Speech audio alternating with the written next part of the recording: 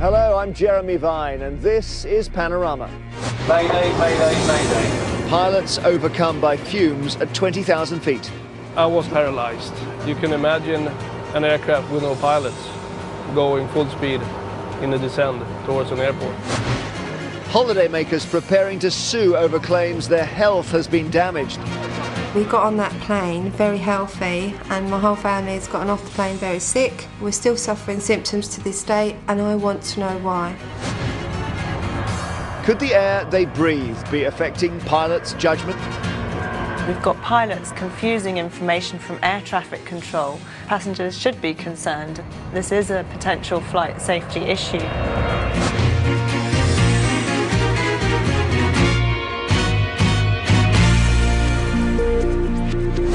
Are you already planning where you'll be jetting off to this summer, checking out the brochures and tracking down those bargain flights? If so, you'll no doubt be hoping to come back rested and relaxed. But it doesn't always turn out like that. Tonight, Panorama meets the pilots and holidaymakers who believe flying has made them ill, and they're convinced it's the air on board planes that's to blame.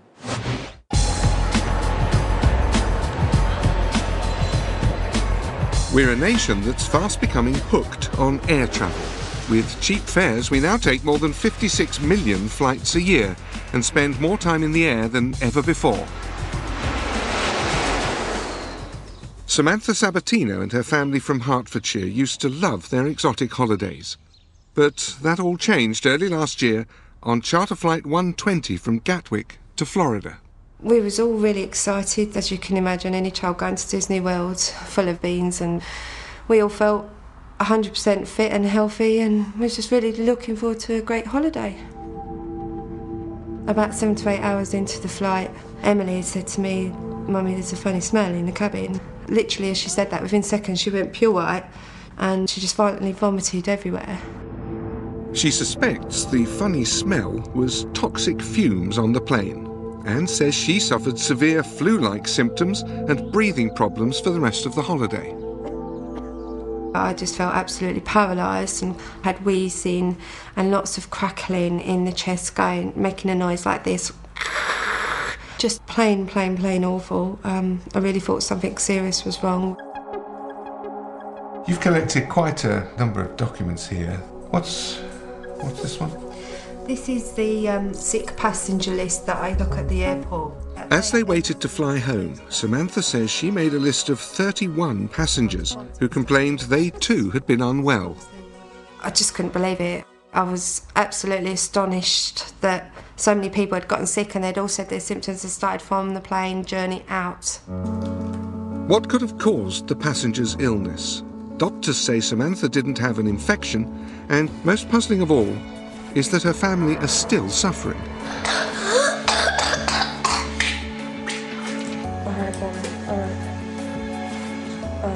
There's not been 1 week where all the children have been at school for a full week. One's fainted at school, one's been sent home with headache and nausea. The list is endless. The children's school reports show their attendance has dropped from excellent to poor. You've got to ask yourself why. Why do all these things keep happening? And it started from that flight.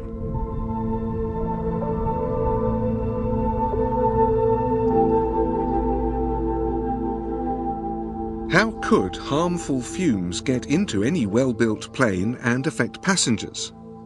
Look at the design. Extraordinary as it may seem, most modern aeroplanes are built so that the air supply for passengers and crew comes from the engines. And because they're operating at high temperatures, any leak of engine oil can quickly turn into a mist of chemicals, and they can be breathed in by the people on board. Jet engine oil does what it says on the tin. There have been warnings about harmful chemicals that can cause paralysis or affect the nervous system.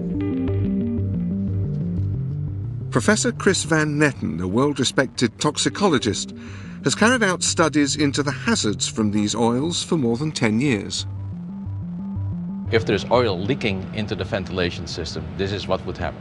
First of all, there are gases being made, and one of the major gases that I've measured in this is carbon monoxide, and which of course is a very toxic poison. But also you get a whole host of different components that are in the oil, including TCP or tricresyl phosphates. And we know, for instance, that tricresyl phosphates, that's well established, is a neurotoxin. When people say that they've suffered symptoms, nausea, headaches, respiratory problems, even inability to move, after breathing fumes on an aeroplane, is it credible that the fumes could have caused their symptoms? They may be right. The fact that they are complaining about central nervous system and nervous system problems would fit in with an exposure to tricresyl phosphate or TCP. What we don't know yet is what the exposure level that might result in the symptoms that people are complaining about. We wanted to test whether toxic chemicals from engine oil can get into the air passengers and crew breathe on a normal flight. So, without asking permission, we took some samples. One of the problems of contaminated air is that you may not always be able to detect it because it can be invisible and odourless. So we're taking flights on a number of planes to make some tests of our own. On 2 domestic flights, we used air samplers approved by the US government and took swabs from surfaces on 3 planes to find out what had been left behind from previous flights. We'll learn later if there were any poisons in the air. The industry calls cases of air pollution from any source fume events. While rare, no one's sure how often they happen. Over a 5-year period, Britain's Civil Aviation Authority recorded 262 of them. The main pilots' union database shows 673. The government estimate puts it much higher at 1 in every 2,000 flights. With 1.2 million flights a year by UK operators, that would mean 3,000 fume events in 5 years. It's not only passengers who could be at risk. Pilots also breathe air from the engines. If they were to become badly affected by fumes, that could put the whole flight in danger. I've been on flights where I've been on a full emergency oxygen, as has my co-pilot, yet the passengers have been left with putting paper up their noses because the fumes have been so strong. Former Captain Tristan Lorraine now actively campaigns for better air quality. These passengers aren't told what chemicals they're being exposed to, and today may be suffering the effects and don't know why. There have been some frightening incidents. One happened last summer on board this British Aerospace 146 as it flew between Birmingham and Belfast with around 90 passengers on board. 2 members of the cabin crew were overcome. One member of the cabin crew became violently sick to the point of collapse and almost passing out. Another one turned blue around the mouth. She also collapsed and almost passed out. Both of them had to be put on oxygen for the duration of the flight. All the crew, but none of the passengers, were taken to nearby hospitals for checkups and blood tests. Passengers were not advised of this incident, even though they were breathing the same air as the cabin crew were subsequently transferred to hospital. And there is a fear factor among cabin crew of this aircraft, the 146, because they don't know what they're being exposed to. An investigation found that oil seals had failed on 2 of the engines. The airline concerned says it's just 1 British Aerospace 146 left in its fleet, and that'll be taken out of service by the summer. Panorama has spoken to several serving pilots who've described the potentially serious effects of fumes. They won't go on the record for fear of losing their jobs. Now retired, this man will. 9 years ago, he and his co-pilot were both overcome by fumes as they started their descent into Malmö Airport in Sweden. There were nearly 70 passengers on board the British Aerospace 146 plane. Suddenly, my first officer said, "I'm sick, I'm going to puke, I'm going to put my oxygen mask on." And I was very dizzy. I grabbed my oxygen mask, put it on, like so. How seriously were you impaired? Totally. I was probably 5 seconds from passing out. I was like paralyzed. I was like overcooked spaghetti. I couldn't lift my hand. And you can imagine an aircraft with no pilots going full speed in a descent towards an airport. With his oxygen mask on, Neil's co-pilot recovered sufficiently to land the plane safely on his own. 30, 20, 10. The official investigation discovered a minor oil leak in an engine. It concludes the pilots were temporarily affected by probably polluted cabin air. I saw the engine myself after landing. One of the engineers showed me where the engine is supposed to be totally clean of oil, where the bleed air is taken to go into the cabin and cockpit for us to breathe. It was just dripping of oil. Toxic gases from hot engine oil are the most probable cause of pilots being affected like this, according to Professor Van Netten. Pilots become incapacitated, most likely from an acute exposure to the carbon monoxide that's being generated under certain conditions. They're exposed to other agents as well. The combination might be a very poisonous atmosphere for them to be in. How often are flight crew in the UK affected? It depends who you ask. Campaigners say 150 fume events left British pilots impaired over 6 years. The Civil Aviation Authority recorded 13 fume events where pilots in UK airspace were actually incapacitated. This is the official investigation report into just one of the incidents, and it makes alarming reading. The crew noticed an oily petrol-like smell. The first officer said he felt dreadful. He turned white and had highly dilated pupils. Meantime, the commander felt lightheaded, suffered from double vision, and as he was coming into land, experienced difficulty judging height. It sounds like a nightmare. Fumes in cockpit, request immediate landing. Official reports on incapacitation incidents involving other planes are equally worrying. Both the pilot and co-pilot began to experience symptoms of tunnel vision, loss of balance, and loss of feeling in hands and lower arms. An emergency was declared. Confirmed clear to land. The crew missed numerous air traffic control calls. The commander did not reduce speed for landing until reminded to do so by the controller. Contaminated air is certainly a flight safety issue. There is a risk that pilots will become incapacitated, and we're working towards a perfect world where that risk doesn't exist. In the meantime, we have to mitigate it. We mitigate it by people knowing through recurrent training what they need to do when there's a contaminated air event. If you were to do a gross error check in this, there are no aircraft crashes as a result, we would suggest, of cabin air quality events. So it's not yet a disaster, but it is something we need to look into.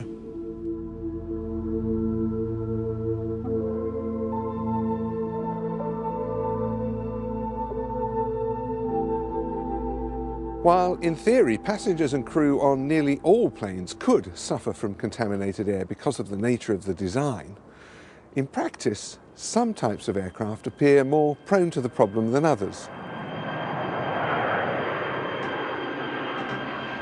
According to the database at the Pilots Union BALPA, just 2 planes, the British Aerospace 146 and the Boeing 757, account for 60% of recorded events in the UK.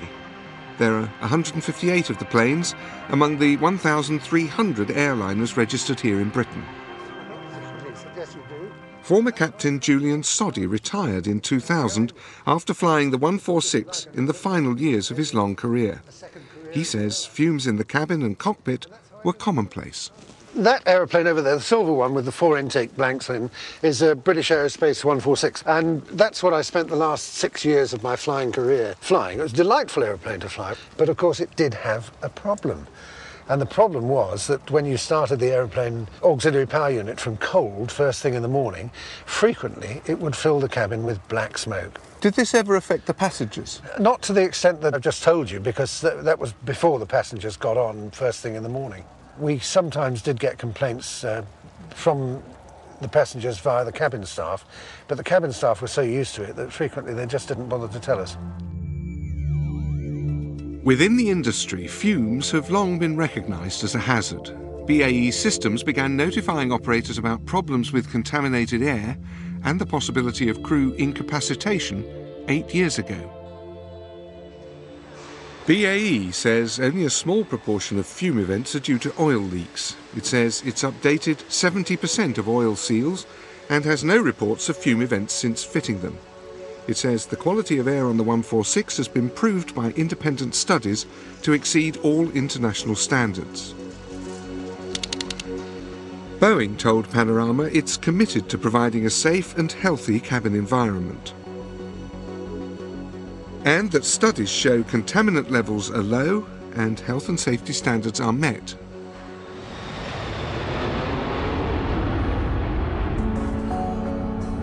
Samantha Sabatino is now preparing to sue the airline industry.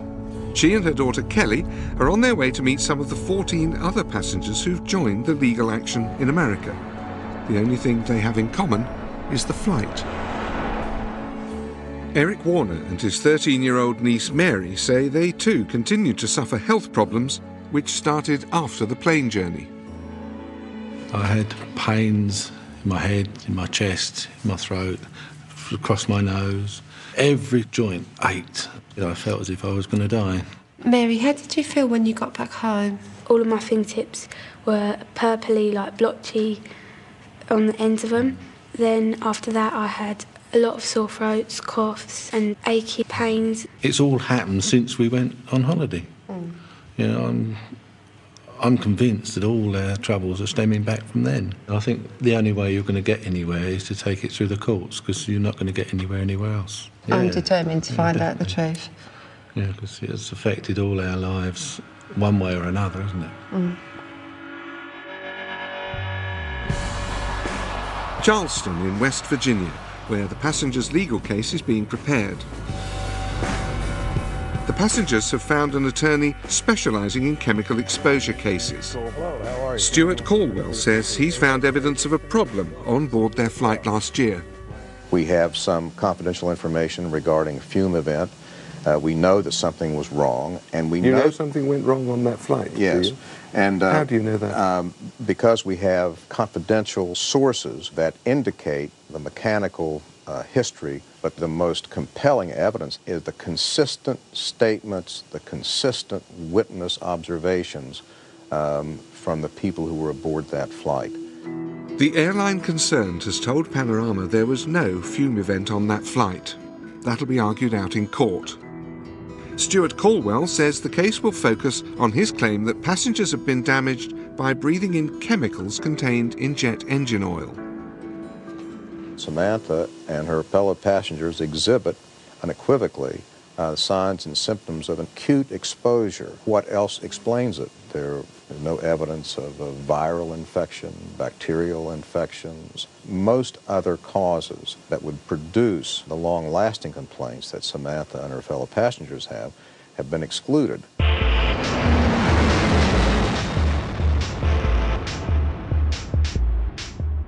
There are pilots, too, who complain that they're suffering long-term ill health from repeatedly breathing aircraft engine fumes over many years in the air. In some cases, they say they've been made so ill, they've had to stop flying.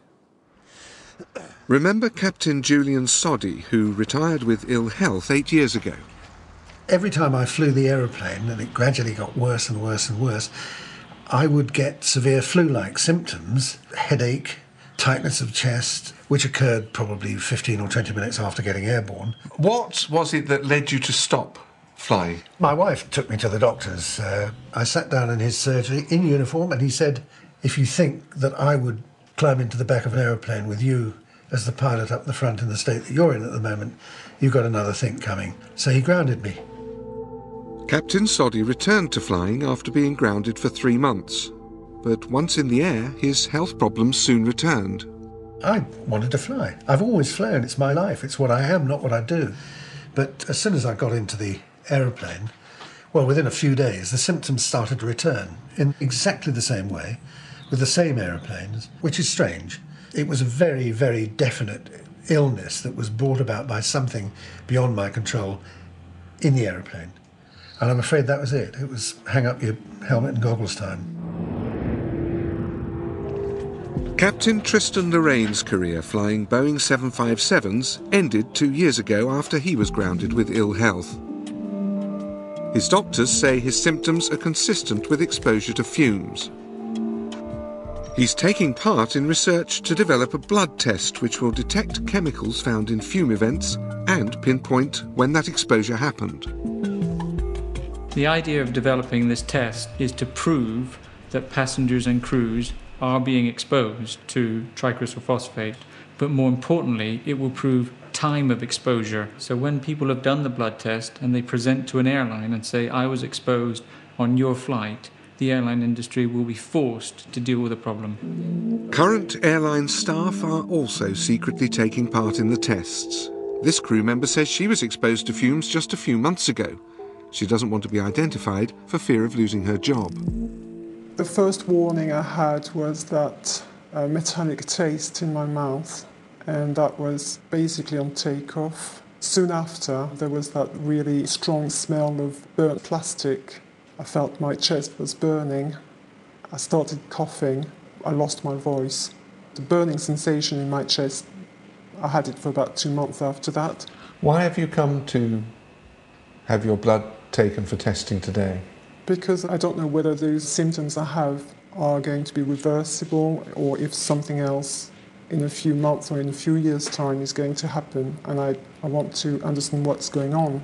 Are you worried about this? Of course I am. We know that cabin fume events take place. We know that flight crew get sick. What we don't know is whether they're linked and what that link is, because the jury is out as to what's happening. The individuals themselves believe that it has been caused by a fume event, and that's what our research now is looking to try and establish. What does happen, and how do we put it right? Confirm clearance for landing. Some pilots claim it's not only their health that's at risk, but flight safety too. They suffer short-term memory loss while at the controls. This pilot only stopped flying recently and doesn't want to be identified. We can be given a clearance. For example, we can be cleared to land the aircraft.